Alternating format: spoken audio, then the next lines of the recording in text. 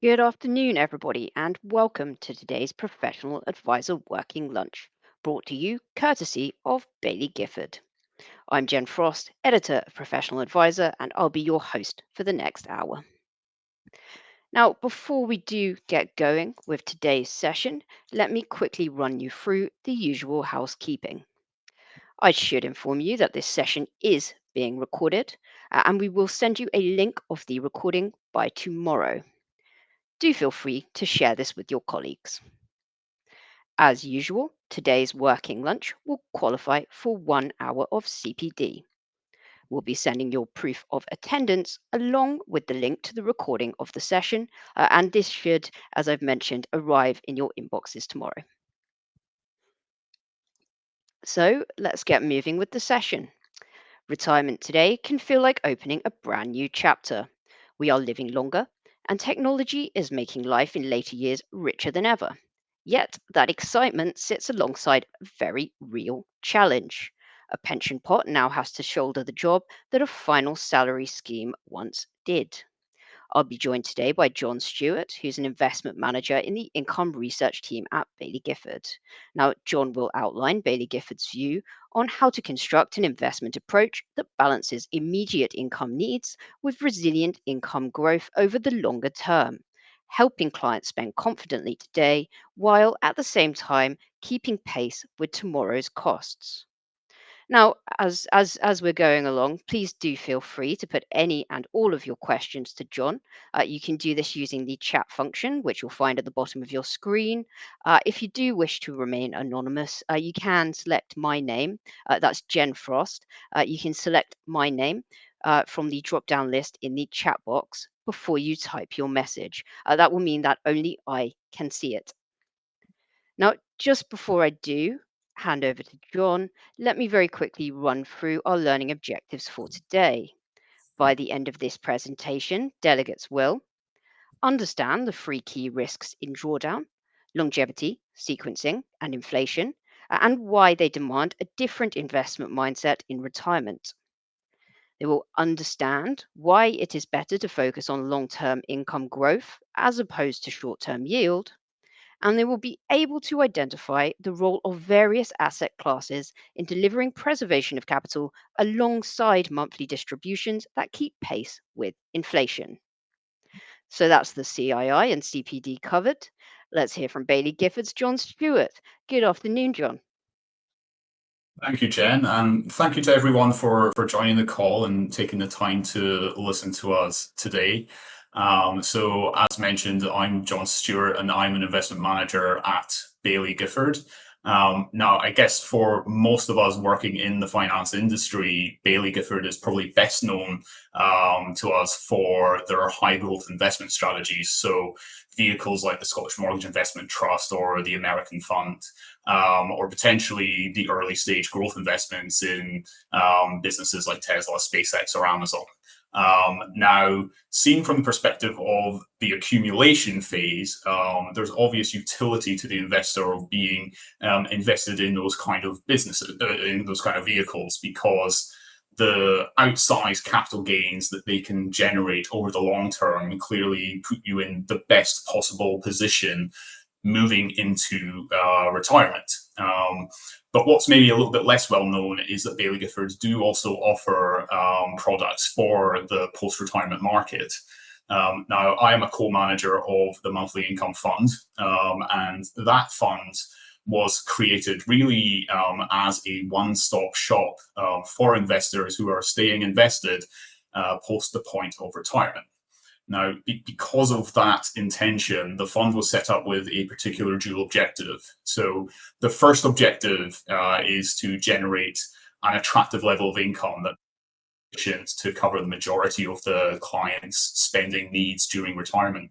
The second objective is that that income and the capital that sits behind it should grow at least in line with inflation over the long term. And as we move through the presentation today, it'll hopefully become clear why those objectives are important and why they make sense for this particular client demographic.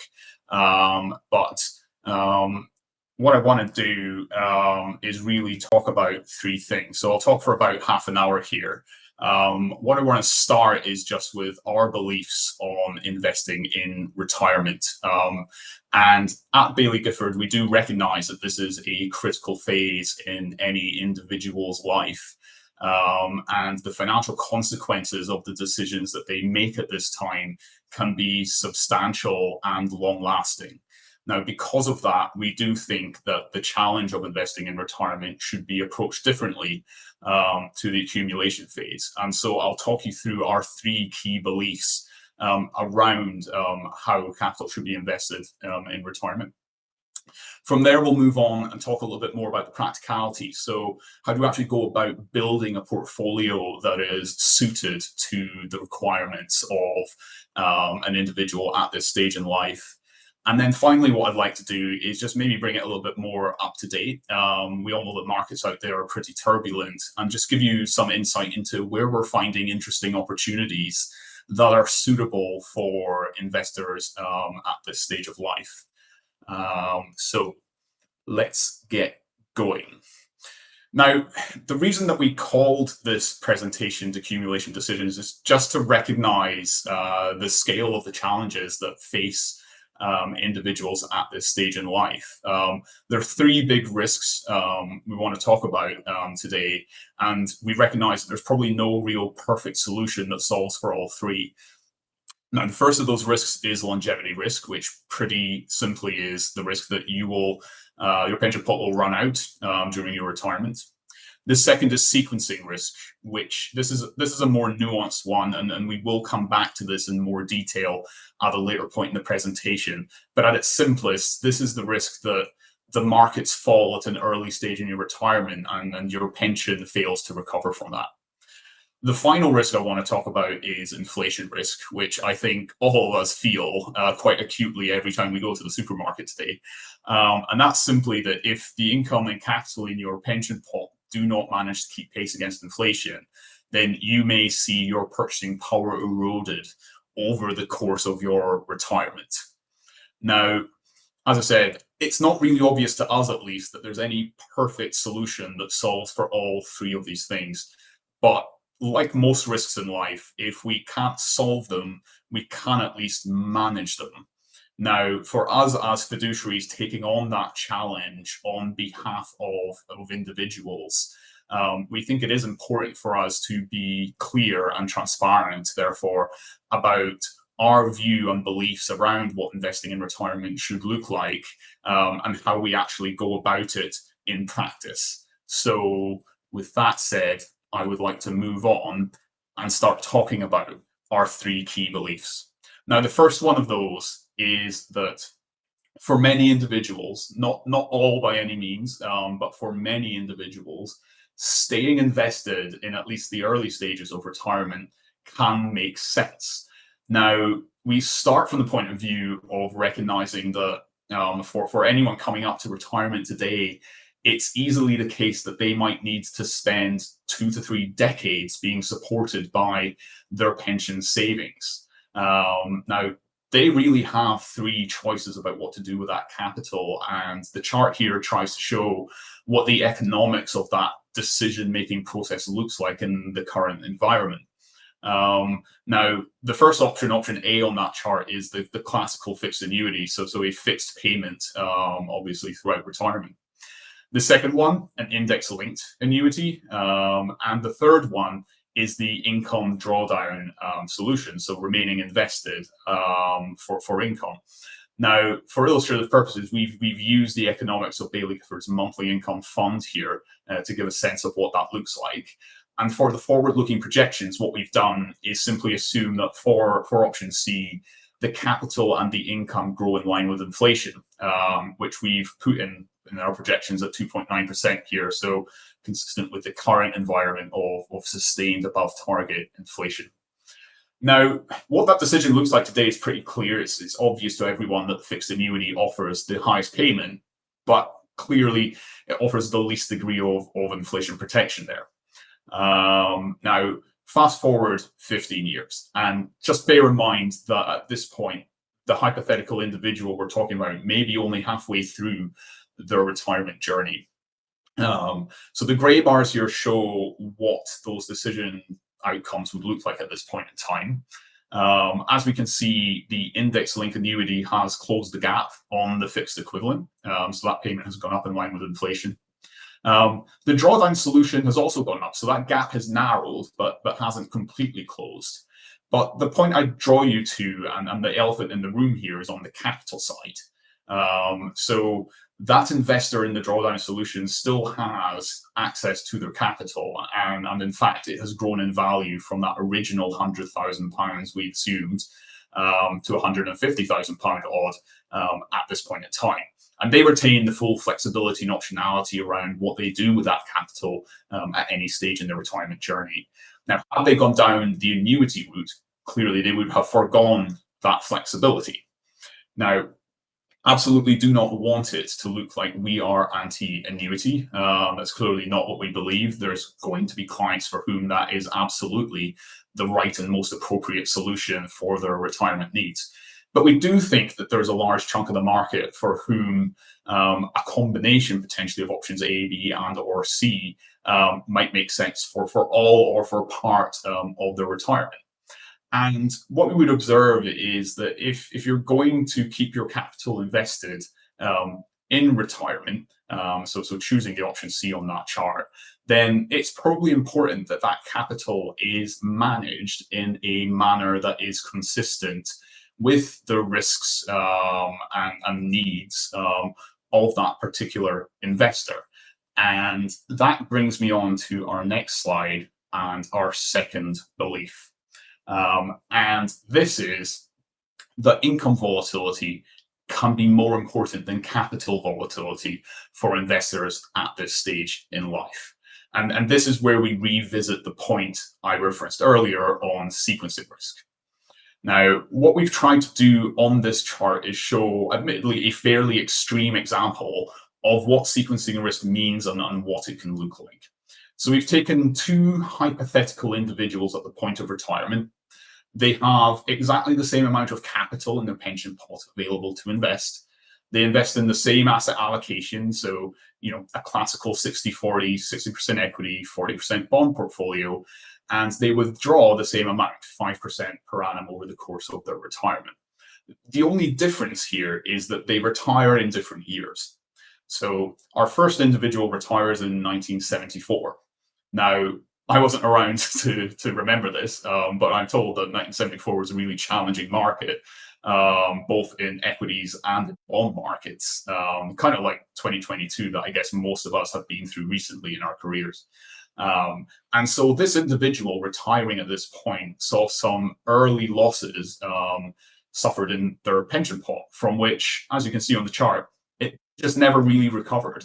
So within 25 years, this individual had run out of money completely. Now, our second individual retires exactly 1 year later. And as you can see from the chart, the outcome that they enjoyed could not have been more different to their peer. In fact, at the same kind of time horizon, their capital had grown to be worth multiples of its original quantum. So taking a step back, when we're designing products and solutions for the post-retirement market, these are exactly the kind of, frankly, arbitrary, random, and extreme outcomes that we would seek to avoid. Now, we think that one way of doing that is by focusing on income resilience. And so by investing in a portfolio that generates sufficient income to cover the vast majority of an individual's spending needs, and ensuring that that income remains dependable over time, so that it minimizes the need for that individual to have to dip into capital and liquidate their investments to cover any kind of shortfall when times are tough. So if income resilience is one means by which we can try and manage sequencing risk, that leaves us with inflation risk to look at. And our belief here is that we must grow the capital today in order to grow the income tomorrow. Or to put it another way, the income and the capital sides of the equation are really just two sides of the same coin. Now, I'm going to try and illustrate that with another example here. So imagine that you are an income-focused investor and you have £10,000 to invest. It's 2015 and you're examining two potential investments. You could buy shares in BP or you can buy shares in L'Oreal. Now, BP is obviously a very well-known and recognized UK dividend stock, and that 6.5% yield at the time would have looked pretty attractive. By contrast, L'Oreal, also another big blue chip, well-recognized business, it's probably a lot less obvious to the income investor's eye with a 2% passing yield in 2015. But we think you need to look at what happened over the subsequent 10 years to consider these investments in the round. Now, when we hit the pandemic, BP was forced to cut the dividend quite materially. And as we can see on this chart, while the dividend has grown from that point, it's actually never fully recovered the lost ground. The situation at L'Oreal is very different. So, albeit from a lower base, the shares have delivered constant, enduring, reliable income growth throughout that 10-year horizon. And actually, the situation as it stands today is such that the gap in yield between the two investments is no longer so great. Now, that's very much fueled by the ongoing rise in revenues and profitability at that business percolating through into the income. And we think that point is most obvious when you consider the capital returns and look at it from a total return point of view. So our hypothetical BP investment would have generated an income return of about £6,000 on the original capital. So that's obviously reasonably attractive. But it would also have suffered a capital loss. So a small capital loss of around about £400. So your overall total return would have ended up around about £5,700. Now consider the case for L'Oreal. So again, the income return is a bit lower, about £3,200 here. But the capital return you have gained, seeing all that profit growth percolating through into the share price, would have resulted in a capital gain of about £15,000 for an overall total return of £18,000. So 3 times the total return that you would have generated on that BP investment. We think, therefore, it's quite obvious from this example that the best client outcomes are generated when we invest in companies that have growing profits. And if they have growing profits, it's likely that the capital return is going to be healthy. And if that is the case, then it's likely that it will also percolate down to the income over time, which provides us with that degree of inflation protection that we are really looking for. The flip side is, we also think that when investing at this stage in life, it's important to avoid the lure of the high yielding stocks where those yields are not supported by a resilient or growing profit stream. And therefore, for us, for the monthly income fund, we think that the best client outcomes will be generated if we spend our time looking for the L'Oreals. So businesses that are capable of growing both capital and income, because where capital growth goes, income growth is likely to follow. So bringing those 3 beliefs together, what do we think a realistic investment solution for the post-retirement investor might look like?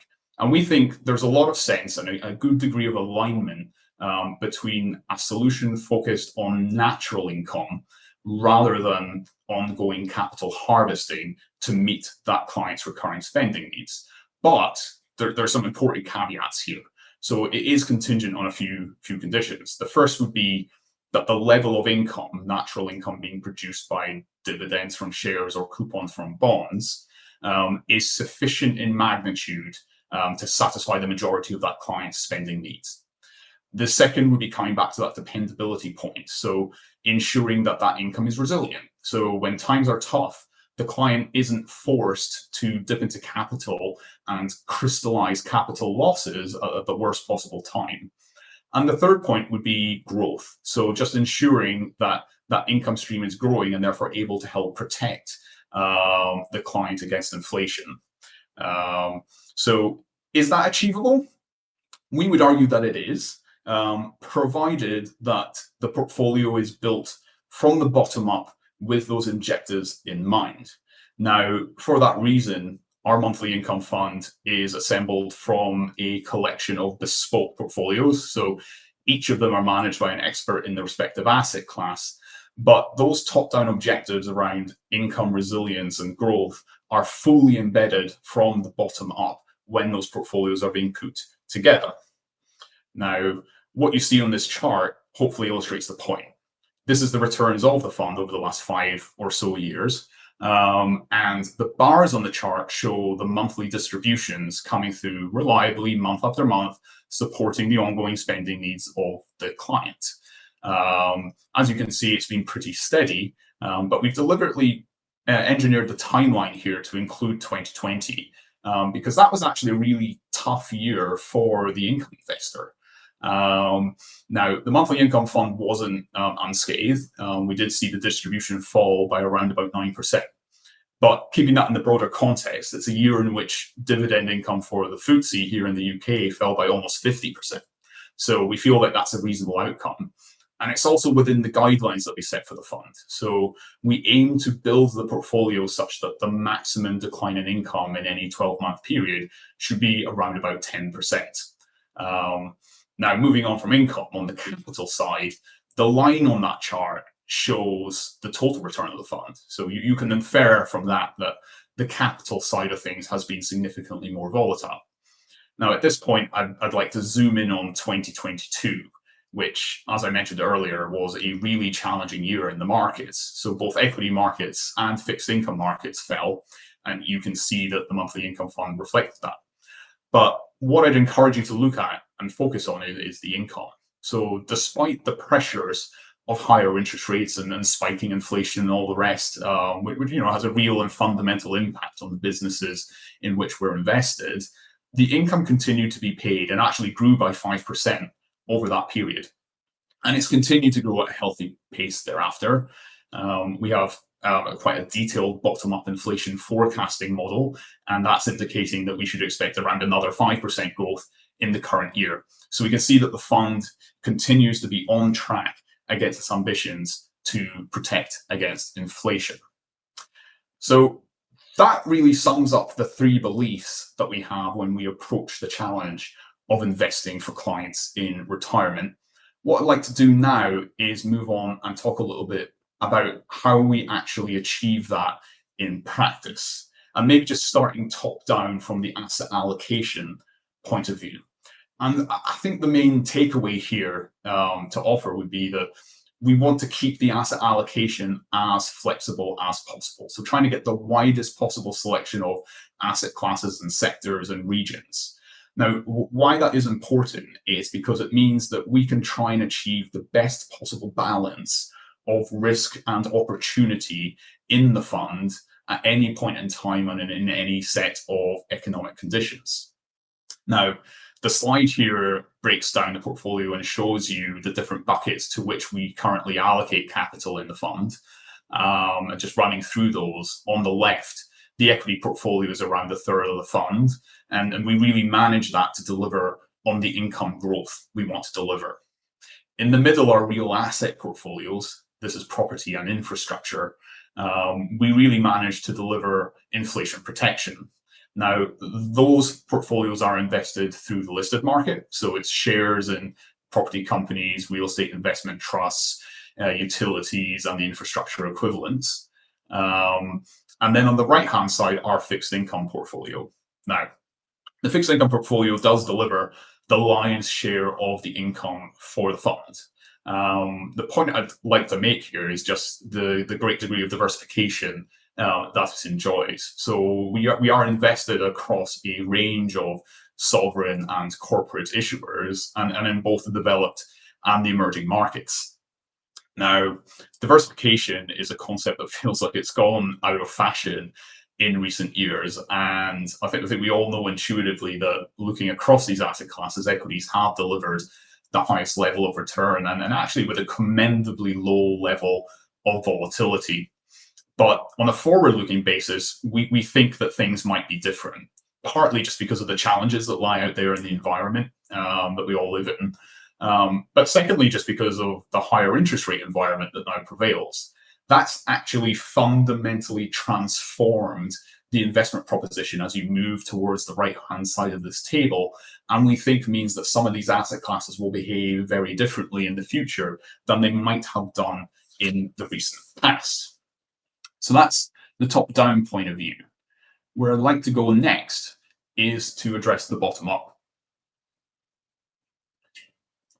Excuse me. So the main point here is to say that we invest this portfolio from a genuinely global point of view. The dots on this chart show all of the countries in which the monthly income fund has capital invested.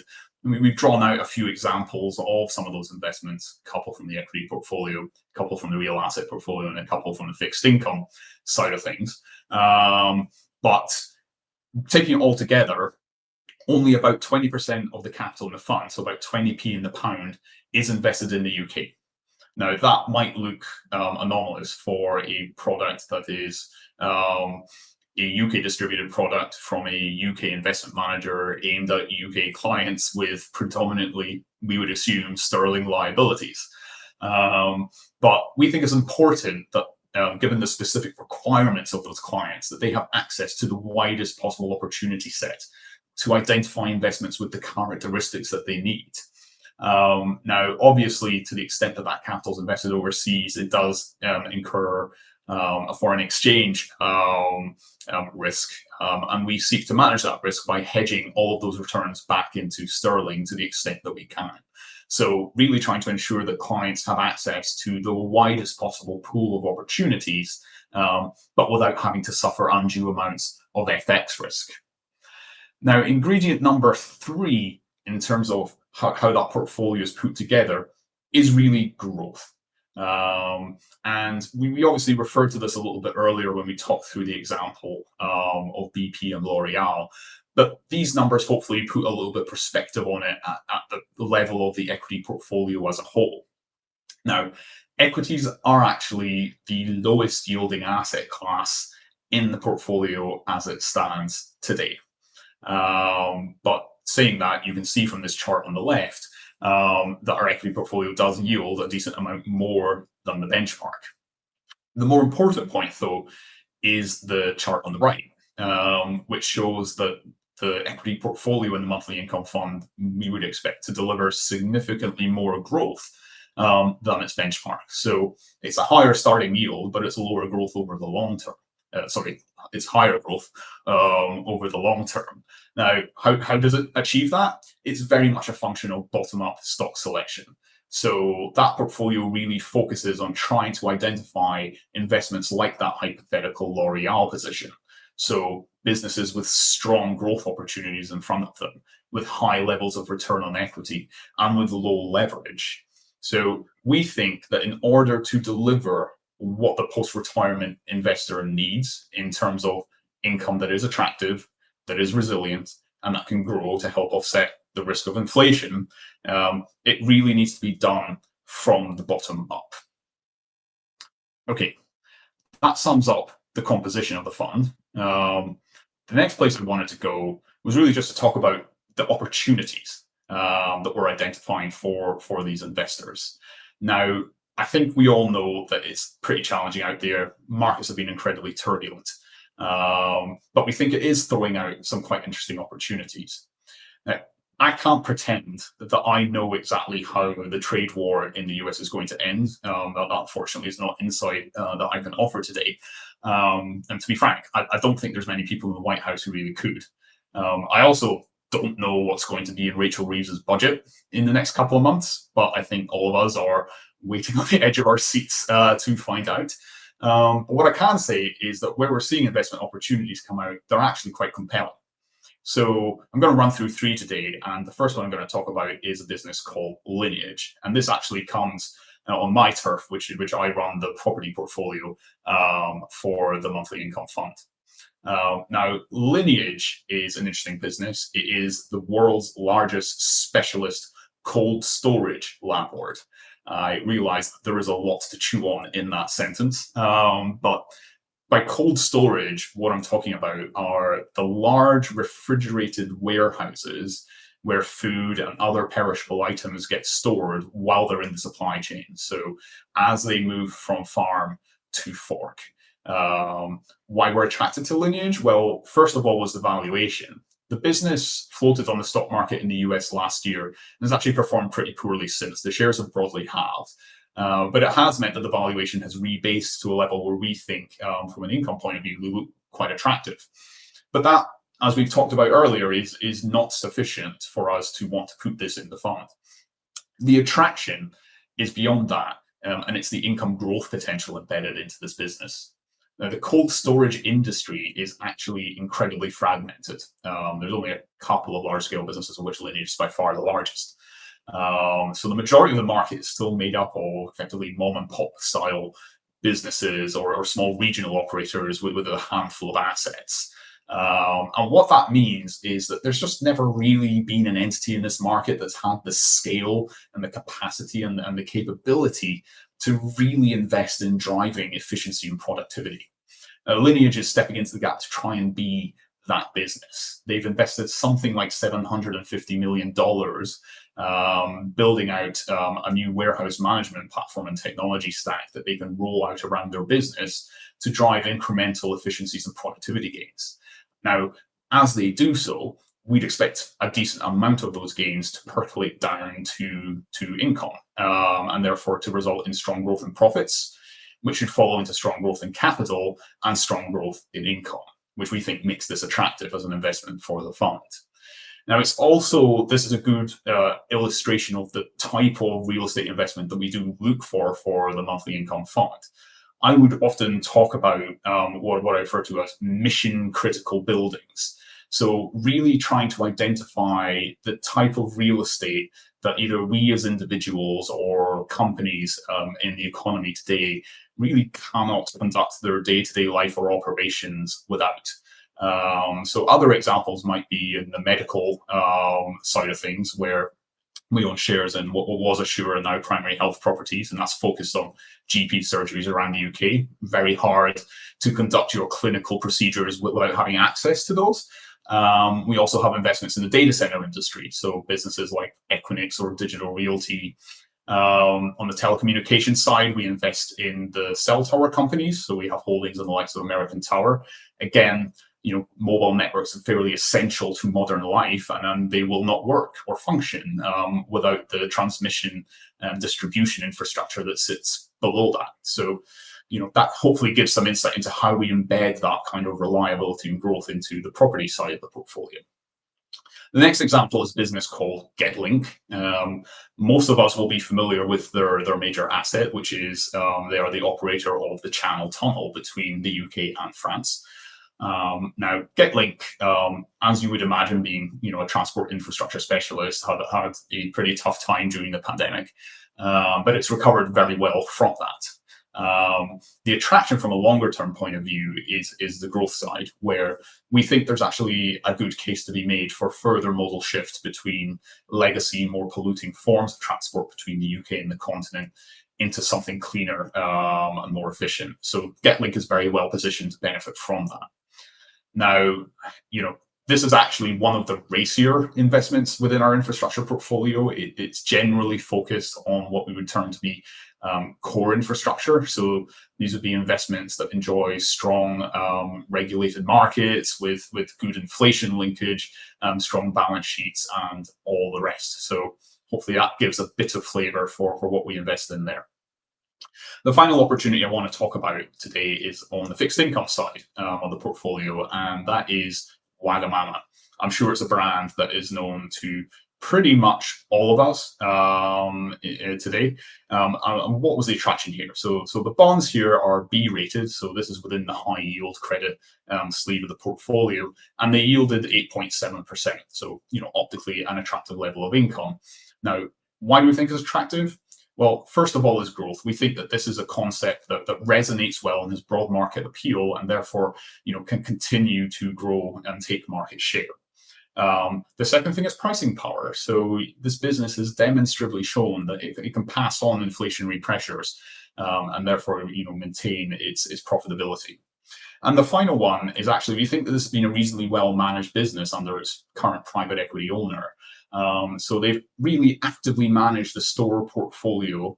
So unlike other food and beverage focused businesses that we've seen fail over recent years, they really don't have that tail of underperforming, underprofitable stores that might threaten the solvency of the business as a whole. Now, that really concludes this whistle-stop tour of our views on investment post-retirement and the kind of investments we think are interesting today. I'd like to finish up just with a very brief summary of the points that we've made. First one would simply be that we think it's really challenging to find solutions that adequately solve for the three big challenges that investors face in the current environment. From the point of view of obviously retirees approaching retirement. The second point would simply be that we do think that there's clear relevance for a product that is income centric and focused on generating an income that is reliable and that can grow at least in line with inflation in serving to manage the risks that those post-retirement investors will face on their retirement journey. And the third point I really want to finish on here is just diversification. So, as I referenced earlier, it feels like that has gone out of fashion in recent years for perhaps good reason. But on a forward-looking basis, we think that actually diversified product will have a lot of merit and relevance to investors and sets themselves up well to deal with the kinds of challenges that exist out there in the current world. We think we're already starting to see that reflected in markets this year, and we expect to see more of that as time goes on. So that concludes the sort of prepared remarks, and Jen, very happy now to move on to the Q&A. Thanks very much, John. Fantastic presentation there. Just a reminder to our viewers that you can send in your questions for John using the chat function. Otherwise, if you would like to remain anonymous, you should be able to send a message directly to me. I am Jen Frost. Thank you very much. We have had some questions come in from our viewers already. So I'm going to kick off with one now. Can individual drawdown be competitive with collective decumulation? Yeah, that's a really good question, Jen. And I think for us sitting here, the difference probably looks most obvious really on the capital side. And then now forgive me because I'm straying slightly off my usual bread and butter of speciality in the markets. But certainly my understanding of the sort of combined accumulation solution would be that the capital is really pooled. So there's a degree of pooling of risk that's involved there, whereas obviously the individual decumulation solution would maintain a clear separation, and ownership of that individual's capital. Now, I'm not in a position where I can really talk about the relative economics or sort of pros and cons from that point of view, but certainly to us that would seem to be the major dividing line. So for an individual who desires or requires that segregated pool of assets, clearly the individual solution is going to be the correct one for them. Thank you, John. And I've got another question here. So what role, if any, do you see for annuities as part of a blended portfolio? I think at the end of the day, I guess the major difference between, say, the index-linked annuity and the solution that we've been talking about, so the income-centric drawdown type product, is that while we set out to provide a degree of inflation protection for the fund, there's obviously it's an objective, but it isn't a guarantee. So I would guess that for yourselves as advisors, it will depend on the client's circumstances and whether they need that explicit guarantee and are willing to trade their capital in order to obtain that, versus others for whom perhaps preserving that capital flexibility is more important. Now, as I kind of emphasize, it's not an either or. the myriad of different client requirements that sit out there will probably dictate that there are equally many combinations that suit individual circumstances. And I think it's also important to remember that but by retaining that capital in the early stages of retirement, you maintain that flexibility to go into the annuity market at a later date, should your circumstances change, or otherwise that sort of becomes a more relevant solution to the individual. So very hard to generalize. It's obviously very specific to the individual clients. But I think what I'd probably say is just this is hopefully a really useful tool for any advisor to have in the box, to try and present something to clients that maintains access and flexibility around that capital, but still producing a product that is seeking to address the specific issues and risks that an investor, remaining invested in the markets post the point of retirement would face. Just a reminder that you can share your questions for John in the chat function. Another one has come in. So 2022 was a difficult year for the fund in terms of capital drawdown. Has the fund holdings changed as a result? I mean, it was a very difficult year for the fund. I think what I'd say is, we haven't changed our process or sort of radically reshaped the portfolio. We do accept that, as I said, belief number two for us is we're really looking to optimize for the income volatility rather than the capital volatility. And so, if we're going to remain invested in the markets, we do need to accept that a degree of capital volatility is going to result. We're, as you probably expect, being Baillie Gifford investors, we're really very much focused on the long term. So we're not trying to get carried away with short-term market movements and do anything that would compromise or change the investment proposition that we've set out. As I said, seen from an income point of view, this fund delivered exactly what we would have hoped that would have done in that environment. And so, yeah, other than the usual kind of, incremental asset allocation type process and, introspection around what's happening, no, we haven't made any radical changes to the proposition. We think it is executing as we would hope.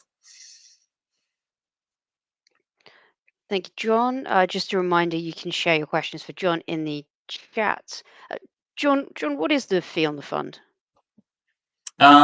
So the current level of fee is 45 basis points. That was actually reduced relatively recently. Just, we recognize the scale and the excitement of the opportunity that sits out there. And we do want to make sure that the fund is competitively positioned for advisors. Now, just in terms of that, the fund where it sits today is at the low end of the spectrum for similar products. So we'd be talking about really income-centric, actively managed, multi-asset type solutions. I think the actively managed point is an important one because, looking, and coming back to that point around the specific investment characteristics that we are seeking to offer to investors, we do think that bottom-up stock selection is a really important component of trying to get that right. So, this would be a very hard product to assemble from off-the-shelf sort of passive building blocks.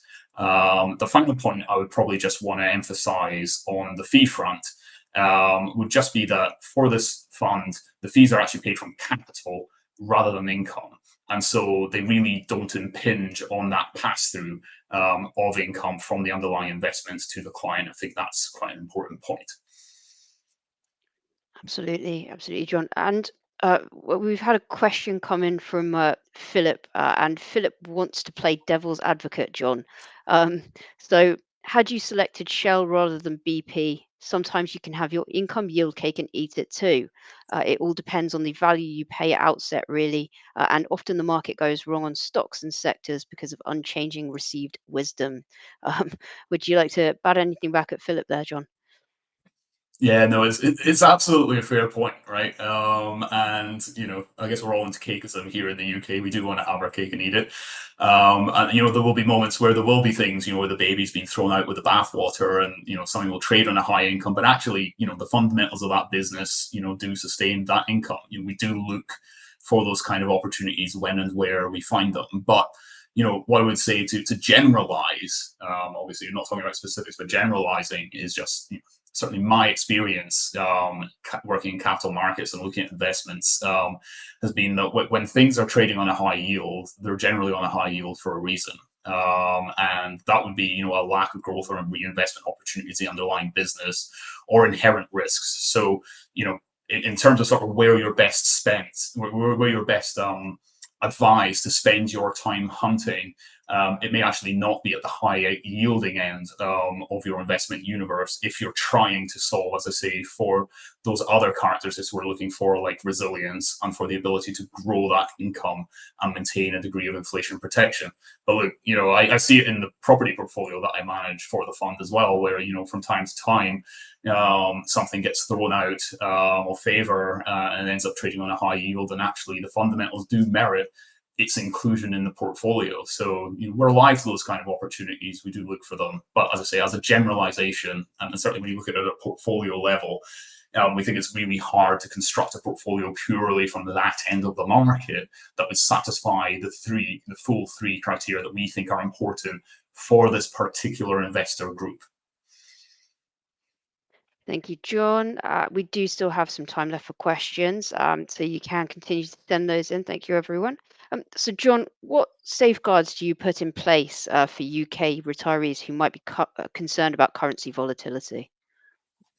Yeah, so I guess this comes back to that point that this is a UK domiciled fund targeted at UK investors, but invested globally. And so we do recognize the currency risks that exist, and we hedge the vast majority of those. Now, in practice, if you sort of to say finger in the air, what percentage of those risks are hedged, certainly at face value, it looks like around about 75%. You could ask the question, why is that not 100%? And it's because once we get to that sort of left-hand side of that chart earlier, and sort of more the equity type asset classes, it becomes a lot harder to draw a straight line between the currency of denomination of the shares and the actual underlying currency exposure of the business, because many of the businesses that we invest in for this fund, they are large, globally diversified businesses that have revenue and profit streams in a variety of different currencies. And so what we really do there is a best efforts attempt to hedge the underlying economic exposure of the fund. Now, once you start moving to the right, it gets a lot easier. So once we get into the property and the infrastructure type businesses, now that investment universe, just by its nature, tends to be a lot more domestic. So, there's a very straight line between where a business is listed and what the underlying currency exposure is there. And so that becomes a lot easier for us to hedge. But again, just to emphasize, we're trying to ensure that we are managing and removing the majority of foreign currency exposure for the benefit of those investors. Yeah, so if we sort of think about this from the perspective of advisors who are sort of constructing these retirement income portfolios, would you position the monthly income fund as a core holding, kind of alongside other multi-asset solutions, or would you sort of see this as a more complementary satellite allocation? I'm going to say exactly what I think you expect I'm going to say, which is, of course, it's been set up to be a core solution. But joking aside, I think there actually is a lot of merit in the argument there, and maybe taking that from a few different angles. I think the first one would be to say that as we look across the market, this is a more of a growth tilted portfolio. And so it would actually be relatively easy to combine that with a more value focused proposition to produce something a little bit more diversified with relatively minimal overlap. So that would be one consideration. I think the second consideration would just be diversification. So when we look at the monthly income fund, we think it's at the more diversified end of the peer group, both in terms of just the breadth of asset classes and regions and countries to which it is exposed relative to other funds, but also in terms of the underlying investments. So at an instrument, a stock specific level. So that is the kind of thing I think you would look for in a core holding around which you're attempting to build a portfolio. And I think this portfolio would tick the box for that. I guess the third point would just be on the fee side. So coming back to the 45 basis points and the fact that that is at the low end of the market for similar multi-asset type sort of retirement-oriented solutions. And again, I think fees would be important when you're thinking about what forms the core of your portfolio. So being at the low end from a fee point of view, I think is not unhelpful as well. So as I say, I think absolutely it can have a role to play at the core portfolio, and hopefully offers a lot of flexibility around how an advisor can compose a portfolio around that. Yeah, and you've sort of spoken about growing the fund's income in line with inflation. And if we see inflation staying higher for longer, how confident are you that the fund can keep up? Yeah. So, I mean, never underestimate how hard it is to actually deliver on that inflation matching type goal. It's clearly something that exercises all of us who are investing the capital in that fund day to day. But I think, the experience of recent years, I think what it certainly has taught me is that actually that kind of sort of sustained higher than target inflation, I guess, that we seem to be enduring as a nation right now, it's probably actually easier to manage for than the kind of spiky inflation that we saw in 2022. And the reason for that really is just the nature of this product and the fact that it's invested in underlying companies and other instruments is that there are lags in the system, right? So it does take time for the impact of inflation to actually be captured by the underlying businesses and then to percolate its way through the financials to the point that it starts to reach obviously the dividend and the distribution. So I'd say contemporaneous inflation protection is something that's really, really hard to do. And for that reason, I would actually encourage you to look over a multi-year horizon when you're making that evaluation. I do think this product stacks up very well on that basis, and I think that point would be true for any other competing product. So do give those products the benefit of a bit of time to see the impacts of inflation pass through, and then whether or not the underlying investments have been able to capture that. Thank you, John.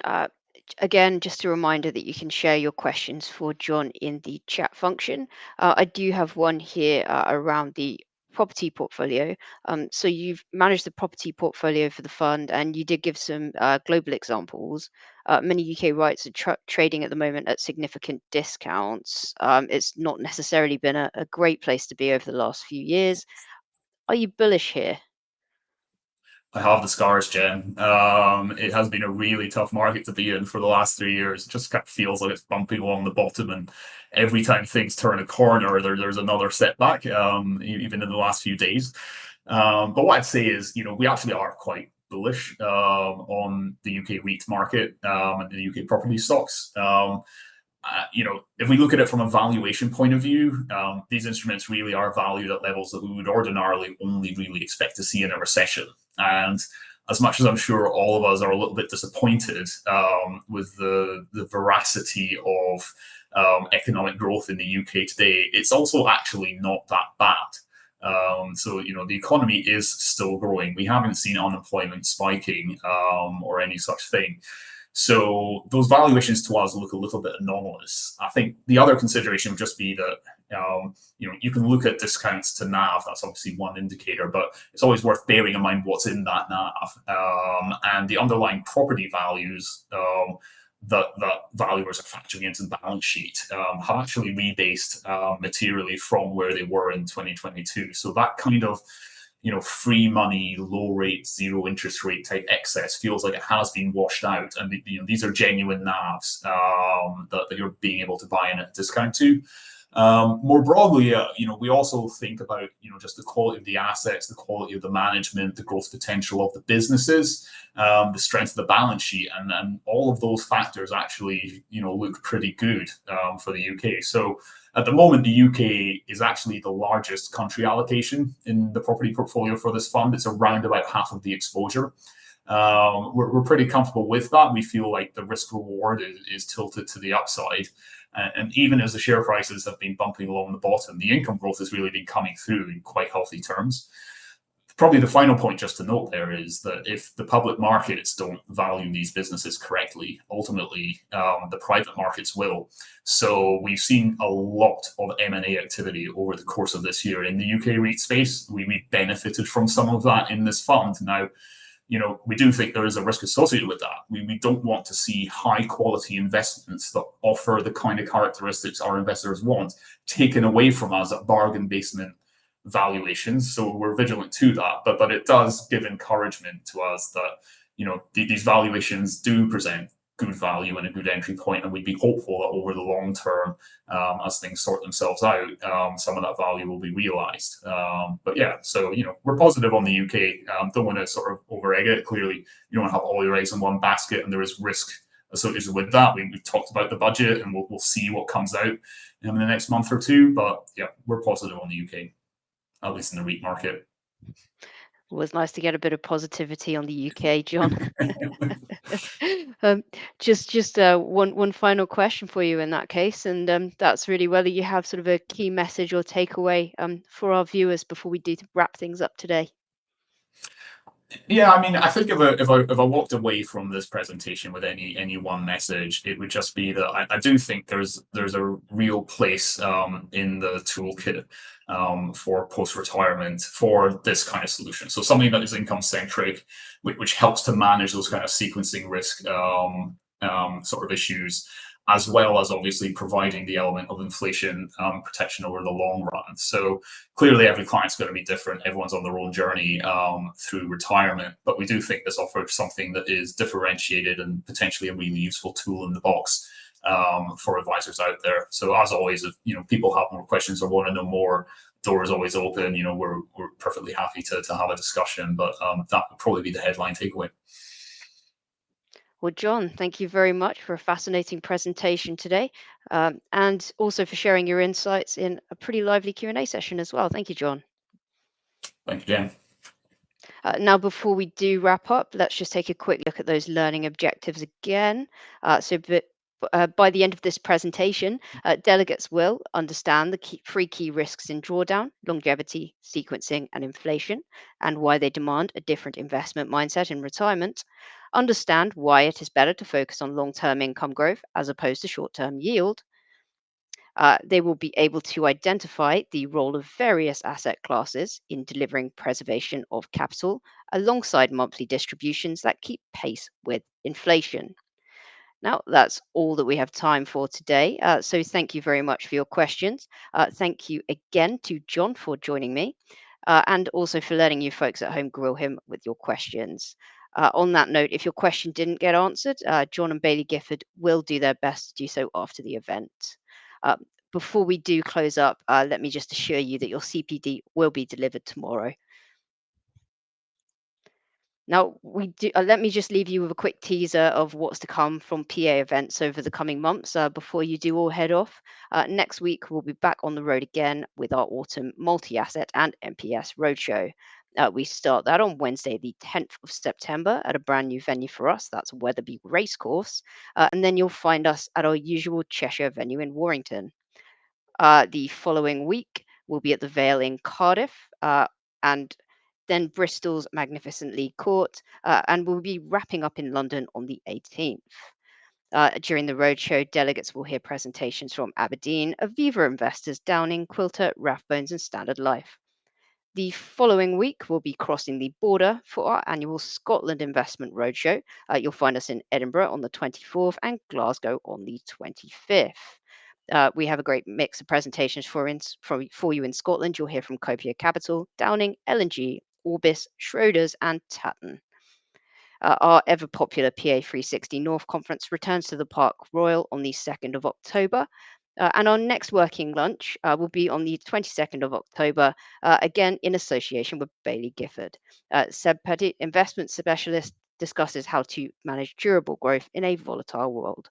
So that's 12 hours of CPD coming up over the next couple of months. If you wish to find information or sign up to any of our events, you can do so by visiting professionaladvisor.com/events.